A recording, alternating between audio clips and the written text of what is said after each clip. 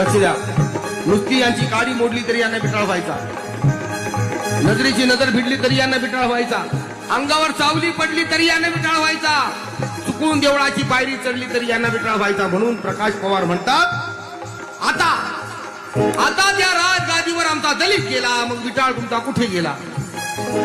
आता त्या राजगादीवर आमचा दलित गेला, आता बिटाळ तुमचा कुठे गेला? त्या दलित डॉक्टराने तुमचा इलाज केला, आता बिटाळ तुमचा कुठे गेला? ज्या दलित वकिलाने तुम्हाला न्याय मिळवून दिला, आता बिटाळ तुमचा कुठे गेला? अरे तो भीमराव तुमचा जावई झाला, आता बिटाळ तुमचा कुठे गेला?